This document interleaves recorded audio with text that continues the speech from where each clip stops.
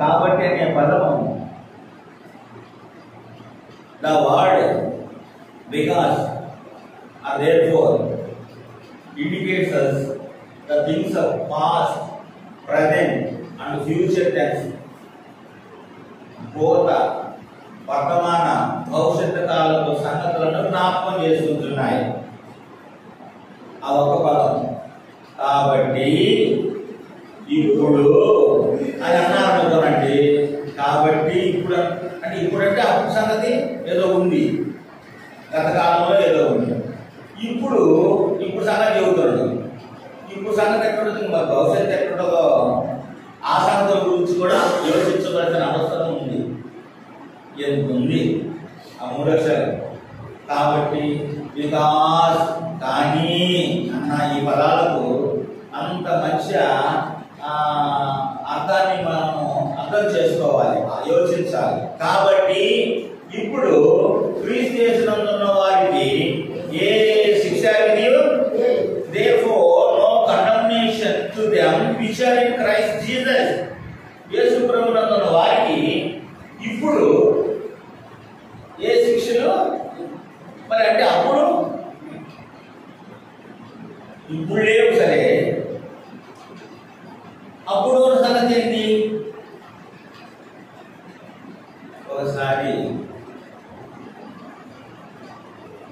శిక్ష ఎందుకు వచ్చిందంటే ఏదైనా పాపం జీతము మరణం. ఆ జీతమే, ఆ శాలరీ, ఆ పనిష్మెంటే చావు. గతంలో న్యాయాధిపతి అయిన మన దేవుడు ఏమా శిక్షలు ఆ దేవుడు విధించినవి ఎట్టివి, ఎవరికి విధించారు, వాడు ఉండినటువంటి స్థితిగతులు ఏంటి, వాళ్ళు ఏం చేశారు, ఏ రీతిగా పనిష్మెంట్ ఇచ్చాడంటే రండి 2 పేతురు 2వ అధ్యాయము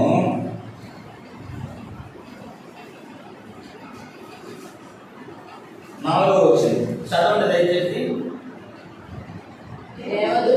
దేవదూతలు పాపం చేసినప్పుడు దేవుడు వారిని విడిచిపెట్టగా పాతాళ లోకమందరి కటిక చీకటి గల బిలములోనికి త్రోసి నీకు కావలిలో ఉంచబడ్డ వారిని.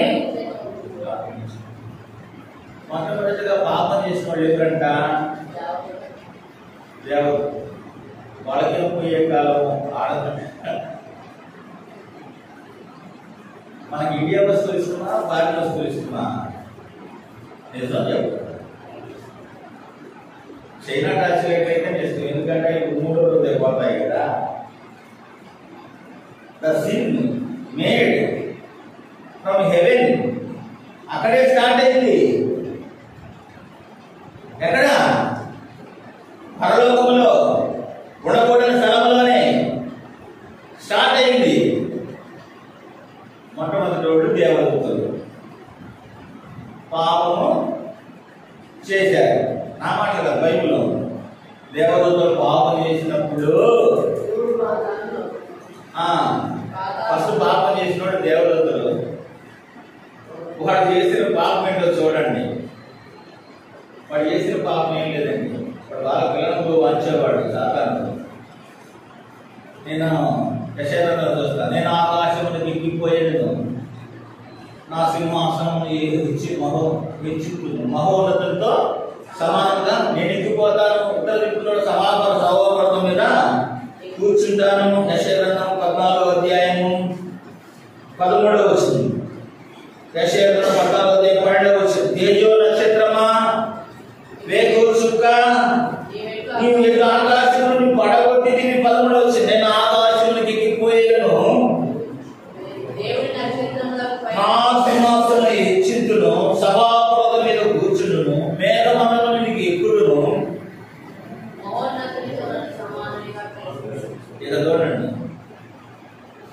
ఒక పిల్లోడు 4 నెలలే సేవకు వచ్చి 4 నెలల ఎండల ఈ 40 సంవత్సరాల సేవను పడుతున్నట్టు మేము పెద్దలు చెప్పమంటే ఈయన అంటాడు, అది ఆయన సేవ, నేను సేవ. ఆయన ఆయన సేవకుడే, నేను సేవకుడే. దానికి నేను కాదు, నా పక్కన కంప్లైంట్ నేనే చేశాడు నా సేవకుడు. ఏమంటాడు ఇది ఎట్లా చెప్పాలా? ఆయన నడుస్తాడు, ఇదంటే ఏమంటాడు చెప్పండి అంటాడు. అంటుడు అంకులు కుదరదు అంకులు అన్నట్టు 40 సంవత్సరాల సేవకుడు కూడా ఆయన సేవకుడే. మహోన్నతులతో ఎంతగా చక్కగా పాడగలిగితే మాత్రం, అంటే ఈ ఉద్దేశం ఏంటంటే ఆయన ఇల్లు పెట్టినప్పుడు, ఆయన లేనప్పుడు నేనే ఉంటే పోలేదా దేవుడికి అన్నట్లుంది ఈ భావన. ఎవరిది లూసిఫర్ది, వాడి అనుచరుడు. ఎంత గర్వమో చూడండి. పాతాళంలోనికి త్రోసివేయబడ్డాడు. పాపం చేసిన వాడు మొట్టమొదటిగా దేవదత్తులు పర్లోకంలో స్టార్ట్ కాబోయింది. మనసులో అనుకున్నాడు, దగ్గర కింద పడ్డాడు. లేదు, వాడు చేసిన పాపం ఏంటంటే గర్వం. వచ్చిన పనిష్మెంట్ యోధా పత్రికలో నిత్య భాషములతో దూతలకు రెక్కలు ఉంటాయి కదా. యోధా పత్రిక రండి, యోధా పత్రిక మరియు 6వ వచనం. మరియు తమ ప్రతాపంతో నిలుపుకొనక తమ నివాస స్థలం విడిచిన దేవదూతలను మహాతిరుమలకు తీర్పు వరకు కటిక చీకటిలో నిత్య భాషలతో ఆయన బంధించి, the judgement of utter darkness, కటిక చీకటి. వచ్చిన శిక్ష ఏంటంటే కటిక. మనం కాసేపు అందరూ కళ్ళు మూసుకొని వీడిని ఇళ్ళకి వెళ్దాం అనుకోండి, కళ్ళు మూసుకుంటే అర్థమైంది చీకటి అంటే. మా ఇళ్ళలో ఎలక్ట్రికల్ లైట్ మ్యాన్ పెట్టాడు, అప్పుడు పని చేస్తుంది. ఈ శ్రీశైలం ప్రాజెక్టు దగ్గర కరెంటు పోయినప్పుడు ఈ చూడాలి టన్నులో ఉన్నవాడు మార్కాపు ఉంటాడు. ఈ కరెంట్ వాళ్ళకి ఏమొచ్చిందో ఏమిటంటుంది లైట్ మ్యాన్ భార్య మార్త గారికి ఏం లేకుండా చూసి ఆ ఏరియాలో గ్రూప్ సిస్టర్స్కి కొంచెం హెడ్గా అది మెయింటైన్ చేస్తాను. ఏం పోయే కాలం వచ్చింది, ఈ కరెంట్ వాళ్ళకి దూషిస్తారు. ఏమన్నాడు, అది కాదమ్మా నాకమ్మా అంట. కొంచెంసేపు కరెంట్ లేకపోతే 2 రోజులు 3 రోజులు కరెంట్ లేదనుకోండి, ఆ చీకట్లో నిత్య వెలుగులో ఉండేవాడు, నిత్యమైన సన్నిధిలో ఉండేవాడు. శిక్షించినాడు, త్రోసివేసినాడు. సంఖ్యాబలం తగ్గిందనుకోవాలా. ఎందుకని? ఆయన కనుదృష్టి పాపం చూడలేదు. మనమైతే పనిగా మనవాళ్ళేరా ఇళ్ళు. నిత్య భాష్యాలు, ఎటర్నల్ బాండ్స్ అవి తెగవిక యుగ యుగాలు ఇల్లు ఉండడు కదా. గర్వించారు నా మీద. The judgement of utter darkness. ఎవరికి? ఒకరెక్కలకి మేనేజ్ కట్టేశాడు, ఎట్టేసి కట్టేశాడు. కానీ ఉదయ కాలంలో ప్రభుని ఆరాధించడానికి ఒక భావన కదా. మనం ఎప్పుడన్నా గర్వించామా? గర్వం అంటే మనకు తెలుసా?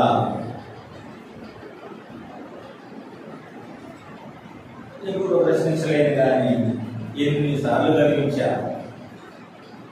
నా లెక్కన ఎన్నిసార్లు చీకటి అప్పగించాలి దేవుడు మనం. అది చేయాల. ఉదయకాలంలో ఒక చిన్న వర్డ్ పేతురు 2వ అధ్యాయం దేవదూతలు 6వ వచనం. దేవదూతలు పాపం చేసినప్పుడు వారిని విడిచిపెట్టగా, అండర్లైన్ విడిచిపెట్టగా, వాళ్ళు విడిచిపెట్టలా. మనవాళ్ళే అనుకోవాలా, సంఖ్యాబలం తగ్గిందని అనుకోవాలా.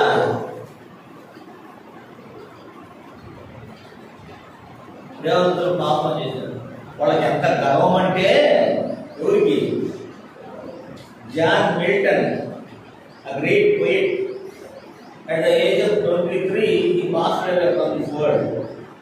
23 సంవత్సరాలకు ఏమో ఆయన ఈ లోకాన్ని విడిచినాడు. ఎంఏ ఇంగ్లీష్లో. ఆయన బైబిల్, ఆయన క్రైస్తవుడే, బైబిల్ అర్థవంతంగా తేటగా విశ్వపరుస్తాడు. పరలోకంలో యుగ యుగాలు ఉండడం కంటే వన్ డే నరకంలో ఎంపరర్గా ఉండొచ్చు అన్నాడు. ఒకరోజు నరకంలో చక్రవర్తి ఉంటాడంట, వాడు సాధారణ అంటాడంట. ఒక్కరోజు అయితే ఆ చక్రవర్తులు సాధారణ విశ్వాసిగా పరలోకంలో ఉండడం కంటే యుగ యుగాలు, ఒక్కరోజు అయితే చక్రవర్తిగా ఉండొచ్చురా. ఎక్కడంట? కాళేశ్వర చక్రవర్తి ఇచ్చేదేంటి, వాడు సాధారణ చక్రవర్తిగా ఉంటావరా, చక్రవర్తిగా ఉంటావు. ఏం కావడా? ఎటు తిరిగి అన్నమే, ఎప్పుడు తిరుగుబాటే, చెప్పింది వినడాడు. ఏ రోజు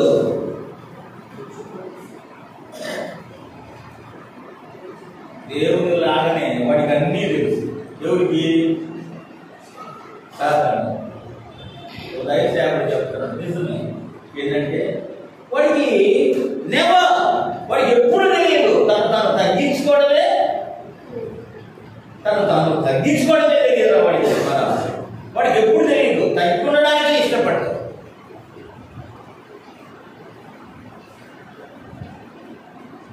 నా వాడుకున్న పాట,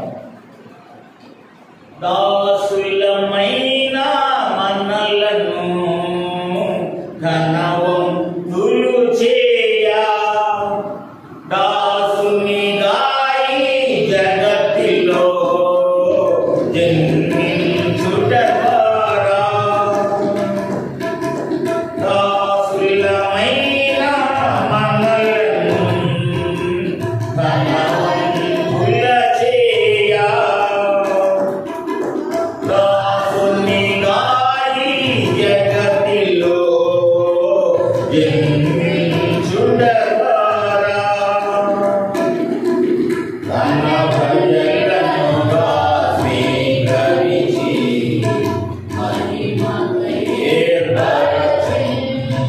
తన ప్రజలనుగా స్వీకరించి. చాలు. మొదటి శిక్ష చేసిన దేవదూతలు వాడు చేసిన పాపం ఏంటంటే గర్వించారు. ఎంత గర్వం అంటే మామూలు గర్వం కాదు. ఈ గొర్రెలు నేనే ఉంటే మహోన్నతులతో సమానంగా మనకు ఆ మామూలు అంతగా పట్టించుకోం. కానీ మన గొర్రెలు ఏమన్నా మేము పిల్లలు ఏమన్నారే లేడు ఎదురుంటారని బక్కోడు ఎత్తుడు లావుడు ఎత్తున్నారు. నేనుంటా సార్ ఎత్తనోడు అంటున్నాడు, జ్వరం వచ్చినోడు కూడా చూస్తాను. అధికారం అంటే పెద్దం అంటే అంత ఇష్టం. దాని మూలాలు ఒకసారి చూడు, దాని అంశం చూడు. నువ్వు తగ్గినంత మాత్రాన దేవుడిని చూడకపోడు. ఆయన చల్లని చూపు, ఆయన కళ దృష్టిని దాటిపోదు. ఎక్కడో మీడి కాయలు వెళ్తున్నవాడు ఆమోసి ప్రవర్త ఆకలి పశువుల కాదు తీసుకొచ్చి చిన్న ప్రవర్త పెట్టాడు. ఆ రాకలు ప్రపంచ మానవాళికి ఇచ్చినాడు. చిన్న ప్రవర్తలో ఒకగా చేశాడు. విధులైన పామరుని పండితులుగా మార్చినాడు. మన దేవుడు ఆశ్చర్యకరుడు. రెండవ చూద్దాం.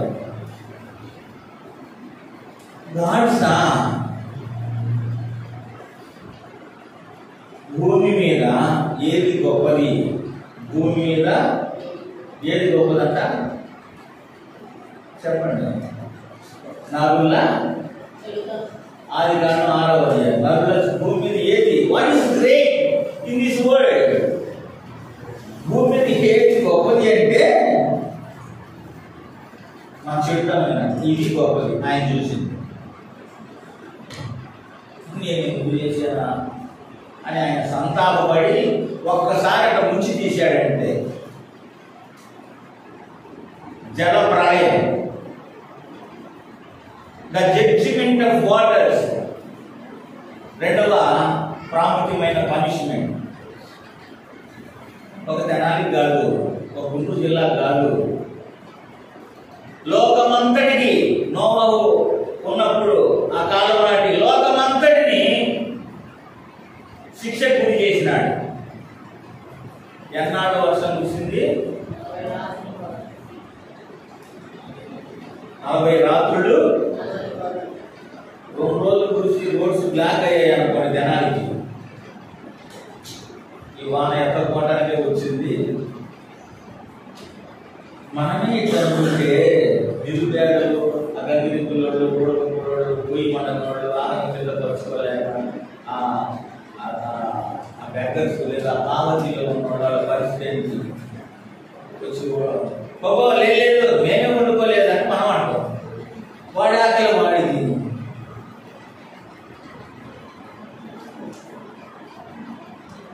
ఎన్నాళ్ళు ప్రబలి అంట నీళ్లు? 150 దినాలు. 150 దినాలు అంటే ఎన్ని మాసాలు? లెక్కలోడు చెప్పాలి. 5 మాసాలు, 5 నెలలు మహాపర్వతాలు సైతం మునిగిపోయినాయి. ఎంత విచారం! చనిపోయి చదవండి. అది కారణం తుడిసివేయబడింది. భూమి మీద ఉన్నాయన్నీ ఏం చేసినాయమ్మా? మనకే నా రోజుల్లో ఉంటేనా టిక్టాక్ హీరోలాగా చక్కగా ఇంకేసేవాడు వాడకి. ఎక్కకపోతే సరే, కానీ నాకు డౌట్, మీరు గట్టిగా చక్కగా చెప్తారు సమాధానం. ఆ ప్రజలు మంచోళ్ళ, మనం మంచోళ్ళ? సామాన్యంగా చెప్పవచ్చును, ఇప్పుడు ఉన్నోళ్ళ కంటే వెళ్ళిపోయిన వాళ్ళే ఒక ఇంత తక్కువ పాపం ఉన్నవాళ్ళు.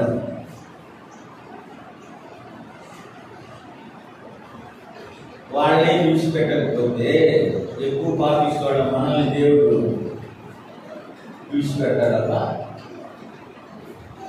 అంటే వాళ్ళకంటే ఎక్కువైన వాళ్ళమా? జడ్జిమెంట్ ఆఫ్ వాటర్స్ వాళ్ళనేమో చీకటికి అప్పగించాడు, వీళ్ళేమో శవాలు ఉప్పిని 5 మాసాలు భూమి మీద నీళ్ళున్నాయంటే ఎంత ఏడుపు, ఎంత విచారం! ప్రపంచమంతా అల్లకల్లో డెడ్ బాడీ, ఎంత భయంకరమైన తెగులు!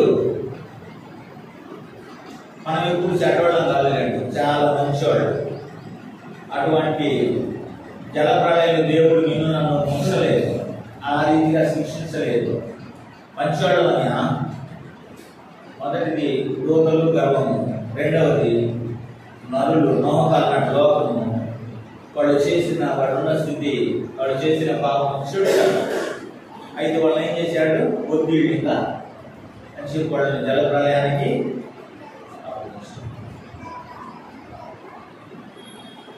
ఇక 3వ వాడు చూడండి. ఉదయకాలంలో ఈ నూతన సంవత్సరంలో పదం చూస్తాం. దేవదూతలు పాపం చేసినప్పుడు దేవుడు వారిని విడిచిపెట్టగా, నోహకాలం నాటి జలప్రళయానికి దేవుడు వారిని, ఆ ప్రజలను, పేతురు రాసిన 2వ పత్రిక 2వ అధ్యాయము చూడండి. మరియు ఆయన పూర్వకాలం ఉన్న లోకమును విడిచి పెట్టక, ఆ లోకాన్ని కూడా విడిచిపెట్టలా. భయము, లోకం అంతా పోతే ఎట్టబ్బా అని అనుకోలా. విడిచిపెట్టక భక్తిహీనుల సమయం మీదకి జలప్రళయం వర్తించినప్పుడు నీతిని ప్రకటించిన నోహును మరి 7 కాపాడాడు. ఇక 3వ శిక్ష చూడండి. 3వ శిక్ష ఏంటమ్మా? అక్కడే ఉంది. చదవండి, వచ్చిన చదవండి.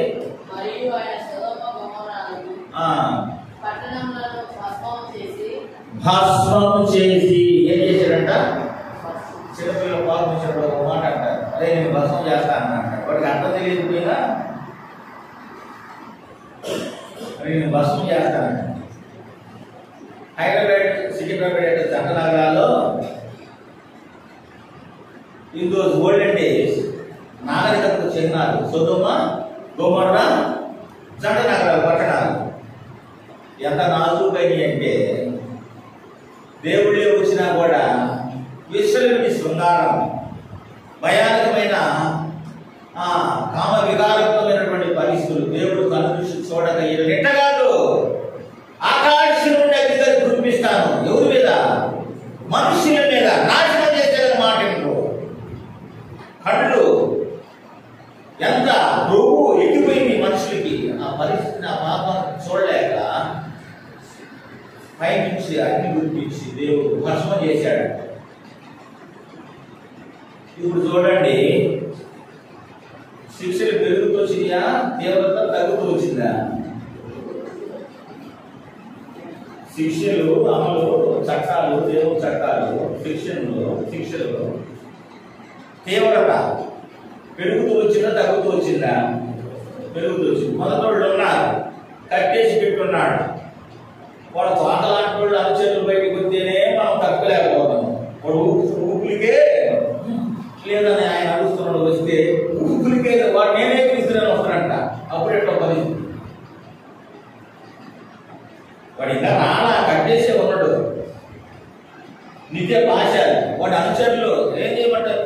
పోయి చూడరా వాళ్ళని, ఇట్లా అనుచరులు చేస్తున్నారు. వాడి ప్రభావం. రెండవది లోపం. మూడవది సొదొమ గొమొర్రా. మొదటి వాళ్ళు ఉన్నారు, రెండవ వాళ్ళు కొంతకాలం ఉన్నాయి. వాళ్ళ డెడ్ బాడీస్ చెప్పి ఎనలేదు, వాన వచ్చిందంటే ఎనలేదు. పక్షులకి సృష్టికి బోధిస్తున్నాడు దేవుడు. నోహ కుటుంబానికి తెలియజేస్తాడు. చూశారు ఇలకుండా ఏ గతి పట్టారు. కొన్ని ఆనవాళ్ళు ఉన్నాయి, మొదటి వాళ్ళు ఉన్నారు, రెండవ వాళ్ళు కొన్ని గుర్తులు కొంతకాలం ఉంచాడు. భస్మం చేసి, భస్మం అంటే బూడిద. ఇంకా గాలి వచ్చిందంటే ఈ బూడిద వెళ్ళిపోయిందంటే ఇంకా గుర్తు కూడా ఉండదు. సరే అని ఇశ్రాయేలీయులు పాపం చేసినప్పుడు, పూర్వ సంబంధులు పాపం చేసినప్పుడు కొంత ముందుకు భూమిని నెరవేర్చి వారిని, వాళ్ళు పాపం చేసినప్పుడు, తిరుగుబాటు చేసినప్పుడు దేవుని మీద ఆయన ఊరుకోలేదు. ఇశ్రాయేలు ప్రజలు పాపం చేసినప్పుడు మిడునాగులు పంపించాడంట. అది జానగూడంలో దిగుతుంటాయి, కలిసి తెచ్చుకోవడం. తాపకరమైన సర్పాలు పంపించినాడంట. సరే, కొత్త నిబంధన పొందాం. అననీయ సప్పీరా వాళ్ళు ఏం చేశారు? పాపం చెడ్డగా పొలం అమ్మిద్దాం అనుకున్నారు. అపోస్తలుల కార్యాలు 5వ అధ్యాయంలో అనుకోని వచ్చింది, చాలా వచ్చినప్పుడు మాట్లాడుతున్న భార్య పట్టలేదు. వాళ్ళు చూసారు, పెట్టారు, చెప్పాల్సిన వచ్చారు. వచ్చి శాఖ వేలు పెట్టారు. వీళ్ళకి పరిశుద్ధాత్మ నిపుణులు ముందుగా తెలుసుకుంది. హృదయం ఎట్టుందో తెలుసుకోవాలి. నీ ఆలోచన ఎట్టుందో, నా ఆలోచనలు దేవునికి తెలియదు. మన అనగా పడక 132 పిల్లలు దేవునికి తెలుసు. ఆయన మనిషిని ఆంతర్యం ఎదిగిన వాడు. అననీయ ఎందుకైనా పొలం అమ్మింది. మనసులో అనుకున్నాడు, చెప్పావు ఇంతకి పొలం ఇస్తారని. ఎందుకే అట్లా అన్నట్లుగా ఇంతకే ఏందయ్యా మొదట అనుకున్నా, ఇప్పుడే తగ్గిస్తున్నా. అక్కడే పడి చనిపోయినాడు. ఎవరు? పరిశుద్ధ ఇమీడియట్ తీసుకుపోయారు. బాధ పెట్టాలి. ఇంట్లో వాళ్ళు కూడా చెప్పే పనిలే. నాకు చెప్పండి, ఆమె చెప్పబోయే వాళ్ళు పోయినా మేము ఇంటి వచ్చింది, రెడీ అయ్యి నీట్గా డ్రెస్ అప్ అయ్యి వచ్చింది. ఎవరు? ఆయనకి ఏం చెప్పారో మేము ఇస్తాము, ఆయనకి ఏం చెప్పారో మేము ఇస్తాము. ఇచ్చేవాడు ఒక్కొక్కట మళ్ళా ఆమె ఏం చెప్పారో మేము ఇస్తాము. ఇంకా నేను కూడా రెడీ అయ్యి వచ్చింది. సరే, ఇప్పుడు ఏముందండి, ఆ బాప్టిస్ట్ మిషన్ చూడండి, త్వరలో ఇక్కడికి వచ్చి హాస్టల్స్ పెట్టి, పొలం ఉంటుంది, సాగు చేసి, గింజలు పండించి, హాస్పిటల్స్ కట్టించి, స్కూల్స్, కాలేజెస్ పెట్టించి, ఆ దేశంలో ఉన్నటువంటి కాలేజీ స్టూడెంట్స్ కూడా ఇండియాలో పూర్ పీపుల్ ఉన్నారంట చెప్పి కూడా సమర్పణ చేసుకొచ్చి, ఇండియాలో ఉన్నటువంటి వాళ్ళకి ఏ శ్రామం తెలియజేయాలని ఎంత సమర్పణ. ఈ దినాల్లో నీవు నేను లేక సుబ్బారావు టీ ఇచ్చామనుకోండి, ఇచ్చింది ఒక రోజు చెప్పేది ఏడు, బ్రదర్ మా ఇంటికి వస్తే టీ ఇచ్చాం, బ్రదర్ మా ఇంటికి వస్తే టీ ఇప్పించాం. ఒక టీకే ఎంత ప్రచారమో. కుడి చేతితో ఇచ్చింది ఏమొచ్చింది? ఆయన ఇస్తే ఏడు పెట్టాడు. ఎందుకే నమ్మ పొలం మేము భలే కూడా సేవలు మా వారు ఏంటంటే తేడా ఉంటుంది. ఇంత పేచి తగలు పెట్టేవాళ్ళని నేనేలా చూసేది. అమ్మ సేవకులు మా మధ్య తేడా ఉందనుకుంటారా? మీరు సామాన్లు కదండి. ఒకటే మాట, ఎందుకమ్మా పరిశుద్ధాత్మను మోసగించడానికి మీరిద్దరు ఏకీభవించారు. మీ దగ్గర ఉన్నప్పుడు మీది కాదా? ఎందుకు ఇస్తామనుకున్నారు? ఎందుకు తగ్గించాడు? అలా వచ్చాడు. మీ మాత్రం మోసపోయినాడు. ఒక్క చిన్న అబద్ధం ఆడినందుకు ఆమె కూడా సమాధులతో వాళ్ళని విడిచిపెట్టలే. దేవుడు పాపం చేసినట్టు మనం ఎప్పుడైనా అబద్ధాలు ఆడామా? I'm posing a question. ఎప్పుడన్నా అబద్ధం ఆడామా? ఆడి ఉంటే సత్తిరా పడినటువంటి శిక్ష మనకు పడిందా? ఎన్నిసార్లు అబద్ధాలు ఆడాము, ఎంత చెప్పామో. బ్రదర్స్ అయితే మరి ఈజీగా పడిపోతారు. చేతిలో డబ్బులు ఉంటాయి. ఎవరు చాలా డబ్బులు ఉన్నాయా కాసినట్టు బ్రదర్ ఇవి ఉంటాయి. ఇబ్బంది వారికి ఇచ్చేంత లేవు. ఈజీగా ట్రాక్ లో పడిపోతాం. ఎన్ని అబద్ధాలు పుంఖాలుగా ఎన్నిసార్లు సావలసిన వాళ్ళము, ఎన్ని శిక్షలు. దేవుడు విడిచిపెట్టాడా లేదా శిక్ష పడకుండా? ఏమా దేవుడు విడిచిపెట్టాడా లేదా? చూడండి, అక్కడ పేతురు వెళ్ళవద్దాం. దేవదూతలు పాపం చేసినప్పుడు దేవుడు వారిని విడిచిపెట్టగా మరియు ఆయన పూర్వకాలంలో లోకమును విడిచిపెట్టగా. ఎవరిని విడిచిపెట్టలేదే? మనల్ని ఎందుకు విడిచిపెట్టాడు? మనం విడిచిపెట్టాడా లేదా? సమాధానం చెప్పాలి అమ్మా. ఇటు నుంచి జవాబు వస్తున్నాయి, ఇటు రావాలి.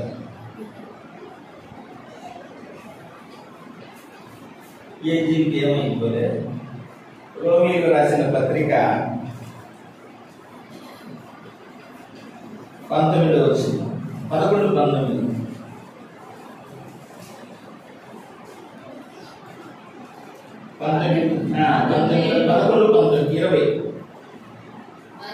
మంచిది. వారు అవిశ్వాసమును బట్టి విడిచివేయబడి నీవైతే విశ్వాసమును బట్టి నిలిచినావు. గర్వింపక భయపడు. దేవుడు స్వాభావికమైన కొమ్మలను విడిచిపెట్టని ఎడల నిన్ను విడిచిపెట్టడు. ఆకాంపాపం చేసినప్పుడు విడిచిపెట్టాడా? చట్టం అందరికీ సమానం. అరే మరి మనకు రావలేదే, ఇదేదన్నా 10 సంవత్సరాల కంటే. దేవుడు అంటాడు మంచిది, వారు అవిశ్వాసం బట్టి విడిచివేయబడ్డారు. నువ్వైతే విశ్వాసం బట్టి నిలిచినా గర్వించబాకు. దేవుడు స్వాభావికమైన కొమ్మలను విడిచిపెట్టకపోతే నిన్ను కూడా విడిచిపెట్టడు. విశాల కంటే ఎక్కువ అమ్మా. ఒక చిన్న పాపని అమ్మకానికి వాడు పడి చచ్చిపోతే మోషే అంతటోటి చాలు చాలు మాట్లాడబాకు, ఆగు. దేవుడు నిలిపివేశాడు. అది మరి శిక్షలు పట్టడం లేదే, చచ్చిపోవడం లేదే మనం అంటే ఏమా సంగతి? రోమిలో రాసిన పత్రిక 2, 8వ అధ్యాయం. నేను చెప్తాను, మీరు పలకండి. రోమా 8వ అధ్యాయం 4వ వచనం. మర్చిపా నుంచి నేను చెప్తాను, మీరు పలకండి. పాప పరిహారం నిమిత్తము దేవుడు తన సొంత కుమారుని పాప శరీరాకారముతో పంపి ఆయన శరీరమందు పాపమునకు శిక్ష విధించెను. ఇప్పుడు అని మొదలు వచ్చాను. కాబట్టి ఇప్పుడు క్రీస్తు యేసునందున్న వారికి ఏ శిక్షా విధియు లేదు. కొరింథీయులకు రాసిన 2వ పత్రిక 5వ అధ్యాయము 21వ వచనం. 2వ కొరింథీ 5వ అధ్యాయము 21వ వచనం. ఎందుకనగా అందరం కలిసి చదువుతున్నాం. ఎందుకనగా మనం ఆయన దేవునికి దేవునట్లు పాపం ఆయన మన కోసం. This sentence is enough to worship our Lord. This one sentence is oh yeah. పాపం నా కోసం కలుగులో పాపంగా శిక్ష పొందాడు. దానికి అర్థమైంది కాదు. పాప శరీరాకారంతో పుట్టాడు. ఆ రీతిగా దేవుడు పంపించినాడు శిక్షగా. మన శిక్ష యావత్తు ఆయన కలవసిలో పాప వెలుగుని ఆయనను ఎట్లా చేశాడంట? ఎవరైతే లేపో అయ్యా వాడు రావడం లేదు ఇతని నేను పోయి ప్రాణం పెట్ట, ఎవరైతే నాకు వాళ్ళ బదులు నువ్వే సబ్స్టిట్యూట్, నువ్వే బాబోయ్ పోయి బలిగా హృదయంలో మాట్లాడు. నా పాప శరీరాకారంతో ఈ లోకానికి వచ్చాను.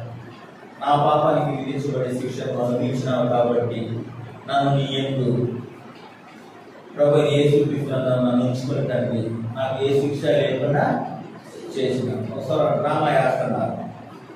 ఒక అతను నల్లటి కోటి బ్లూ కలర్ కొట్టి నెమలు పిచ్చి పెట్టి డ్రామా పెడుతున్నారు. ఇంకొచ్చిన వాళ్ళు ఏమన్నారంటే అతను అసలు వ్యక్తిగతంగా ఎర్రోడు, ఈ ఎర్రోడికి ఏం చేశారంటే బ్లూ కలర్ కొట్టి నెమలు పిచ్చారు కిరీటాలు పెట్టి డ్రామా వేస్తున్నారు. మా ఊళ్ళు ఈ వచ్చిన వాళ్ళు అంటారు అది ఈయన ఎర్రోడు ఈయన ఈ నలుగురు పిచ్చారు చూడటంలా వీడు వాడి కొడుకు కదూ ఎర్రోడు కదా అంటున్నారు. నాకు అర్థమయ్యేది కాదు. నలుగురు ఎర్రోడు అంటున్నారు అంటే ఎంతసేపు ఇది చూడటంలా లోగడిది ఎల్లకాలం ఉండేది చూస్తున్నారు, ఎప్పుడు ఉండేది చూస్తున్నారు. పరిశుద్ధుడు నీవే ఆ పిల్లలు రక్తమాంసం కలిగిన వారు అయ్యేమన్నా ఆయన కూడా రక్తమాంసంలో తమని టీచర్స్ గా చెప్తాను. మధ్యాధార భూములు, సమశీతోష్ణ మండలకు గడి భూములు ఉన్నాయి. రకరకాల ఖండాల్లో రకరకాల పేర్లతో పిలుస్తారు. సెప్పీలని, పంపాలని, ప్రైవేట్. అమెరికాలో ఉన్నాయి పంపాలు, దక్షిణాఫ్రికాలో వెళ్ళులని. ఏంటంటే విదేశాలలో గడ్డి సుమారు 20 అడుగులు ఎత్తున యావరేజ్ పెరిగింది. ఎన్ని అడుగులు అంటే ఈ బిల్డింగ్ అంత ఎత్తు కింద నుంచి కారు రోడ్లు, బస్సులు, లారీలు, ట్రైన్లు పోతున్నా కనపడవు దూరం నుంచి చూస్తే. ఎందుకని గడ్డేటం అనమాట. సమ్మర్లో ఈ గడ్డి భూములు తగలబడతా ఉంటాయి. అసలే ఎండు గడ్డి తగలబడి రాసుకుంటే ఎట్టుంటుందో చూడండి. ఈ సవానా గడ్డి భూములు తగలబడుతుంటే అక్కడ ఆ ఖండంలో ఎట్లుంటాయంటే ఇళ్ళు, ఊళ్ళు, టౌన్లు ఇసిరేసినట్టు ఉంటాయి. ఎక్కడెక్కడ ఉంటాయి. ఇప్పుడు ఎడారిలో గడ్డి భూమిలో ఒక ఇల్లు ఉంది, ధనవంతులు. ఇప్పుడు ఆ నుంచో కాలు చుచ్చు వస్తుంది, ఆకాశాన్ని అంటుతున్నట్టుంటది అగ్ని. ఇప్పుడు చూస్తారు పెద్ద పెద్ద క్యాంపులు వేస్తుంటారు, బిడ్డలు పాల్గొంటుంటారు. అక్కడ సవనాలు తగలబడుతున్నాయి, సవనాలు తగలబడుతున్నాయి గడి భూములు. ఇప్పుడు తెలివి ఏం చేస్తారంటే వాళ్ళ ఇంటి దగ్గర ఉన్న గడ్డిని అగ్గిపుల్ల తీసి తగలబెట్టడం మొదలు పెడతారు. అర్థమవుతుంది అనుకుంటారు నా పాయింట్. 7 ఇంటి చుట్టూ ఉన్న గడ్డిని తగలబెట్ట మోటార్తో నీళ్లు పెట్టుకొని ఇంటి మీద రాకుండా చల్లుకుంటూ ఈ గడ్డి భూమిని ఒక కొంత మేర స్థలం వరకు కాల్ చేసుకుంటారు గడ్డి. ఇప్పుడు ఆ దూరం నుంచి వచ్చే అగ్ని కాల్చుచ్చు ఇంటి మీద వస్తుందా? రాదు. ఎందుకని?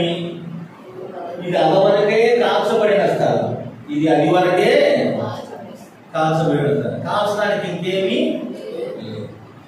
అట్లానే ప్రభువారు తన యవ్వన ప్రాయంలో 33 సంవత్సరాల రక్తమంతా కాల్చారు. తన దేహాన్ని అప్పగించారు. కలువరిలో మన అతిక్రమం నిమిత్తమై ఆయన గాయపరచరు. యెహోవా మన అందరి దోషులను ఆయన మీద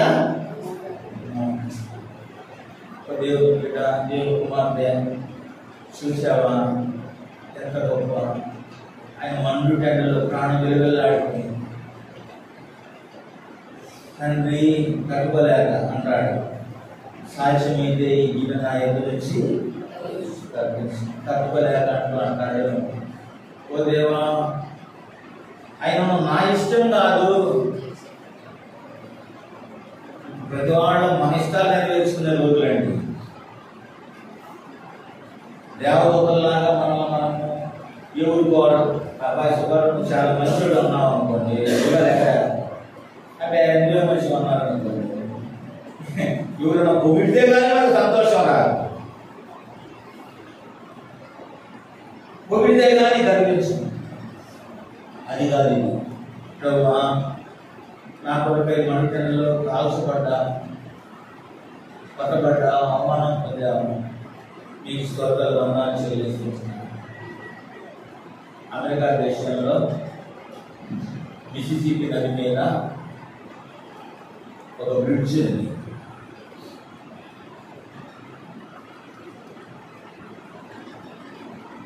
అది రైల్వే బ్రిడ్జ్. కింద ఏమో స్టీమర్లు పోతాయి. ఈ స్టీమర్లు ఎత్తుగా ఉంటాయి కాబట్టి మధ్యవారంలో ఆ రోడ్డు విడిపడి సగానికి మధ్యలోకి వేడయి ఇది ఇటుపోద్ది, ఇది ఇటుపోద్ది. అప్పుడు స్టీమర్ వెళ్ళిపోద్ది నదిలో, మళ్ళీ రోడ్డు బ్రిడ్జి కలుపుతారు, అప్పుడు ట్రైన్స్ పోతాయి. అక్కడ కాపలాదారుడు ఒక ఆయన బెన్ అనే ఆయన ఒక సమయంలో పనిచేసేవాడు. ఆ గేట్ మ్యాన్ పేరేంటి? బెన్. ఒకరోజు ఆయన కుమారుడు తండ్రికి క్యారేజ్ తీసుకొని వచ్చాడు. ఈ మిసిసిపి నది ఆ పిల్లగాళ్ళు, ఈ నది నీళ్ళ బోరు ఇవన్నీ చూసుకుంటూ ఆ పైన నుంచి వచ్చే ఆ ఇనుప వైర్లు, ఆ స్థిరకప్పీలు, చక్రాలు, పెద్ద పెద్ద బళ్ళ చక్రాలు, బాక్సులు ఈ నది లోయలో ఉన్నాయి, పైన ఉన్నాయి. ఈ రాళ్ళ నుంచి జారి ఆ బాక్సులో పోయి పడ్డాడు ఈ పిల్లవాడు. అప్పుడు స్టీమర్లు పోయి రోడ్డు విడిపడి ఉంది. ఇప్పుడు కలపాలి బ్రిడ్జి. కానీ బెన్ వచ్చి ఇక కలపడం కొరకు బ్రిడ్జిని కిందకి చూస్తాడు. తన ఏకైక ఆ బాక్సులు పడి ఎక్స్ప్రెస్ ట్రైన్ వస్తాను. ఇప్పుడు కలపకపోతే కొన్ని వేల మంది, కొన్ని వందల మంది చనిపోతారు. ఇప్పుడు పిల్లోడిని తీయాలంటే ఇప్పుడు అయ్యే పని కాదు. ఆ గేట్ మీద ఏం చేశారంటే కాసేపు పుట్టట అర్థం చేసుకొని మ్యాన్ హ్యాండ్ ఇదంతా గిఫ్ట్ చేసుకోవాలి. ఇంత ముక్కలు చిన్న చిన్న మొక్కలు అయిపోయాడు. ట్రైన్ వెళ్ళిపోయింది. కిందగా చూడలేక పెన్ను ఆ ట్రైన్ వైపు చూసి చూస్తే ఉంది, వేరుశనగ తినేవాళ్ళు, నీళ్ళు తాగేవాళ్ళు, నవ్వుకునేవాళ్ళు, పళ్ళు పీల్చుకునేవాళ్ళు. ఈ తండ్రి బాబు పోయా, మీకోసం నేను ఏం చేశానో తెలుసా, మీకోసం నేను చేసింది తెలుసా? వాళ్ళ కనపడిందండి. యెషయా గ్రంథం 53వ అధ్యాయం. యెషయా గ్రంథం 53వ అధ్యాయం. ఆయనను అతని తరం వారిలో ఈ సంగతి ఆలోచించిన వారు ఎవరు అన్నమాట చూడండి. యెషయా గ్రంథం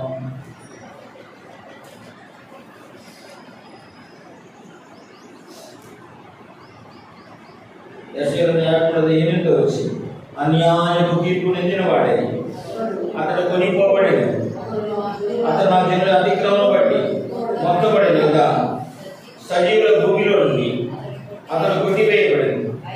అయిన అతని తరం వారిలో ఈ సంగతి ఆలోచించిన వారు అప్పుడు వారు ఆలోచించాల.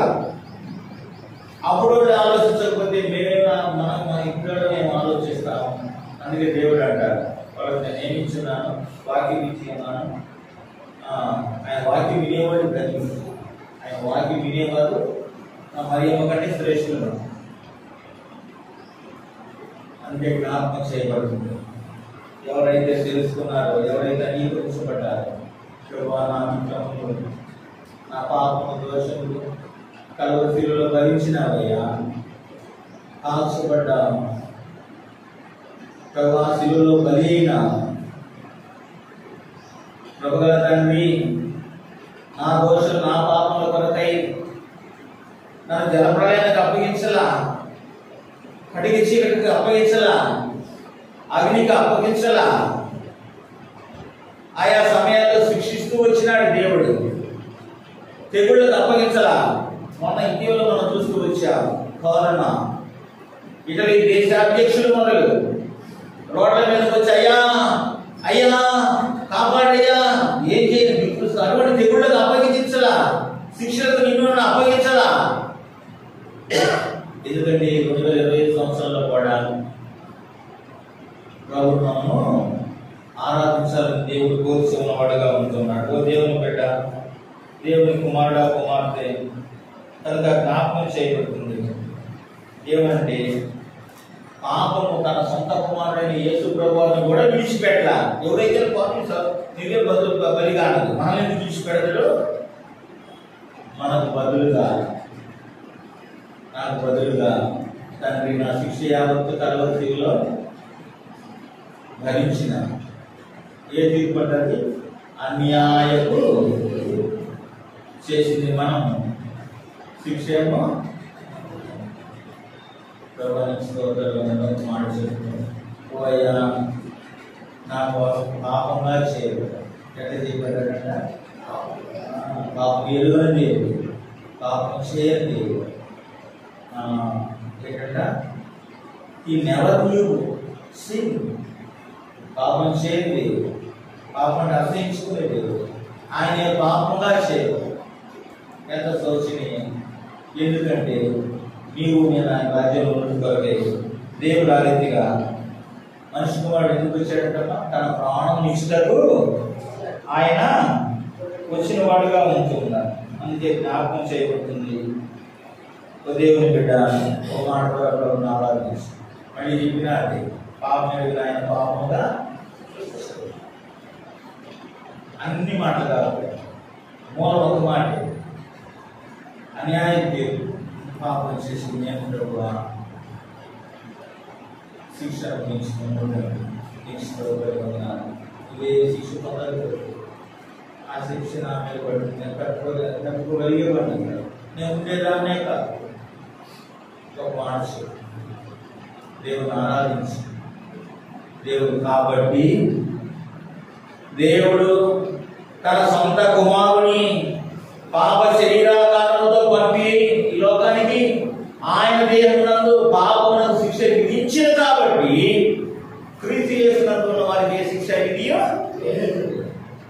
దేవుడి మాట ఆరాధించండి.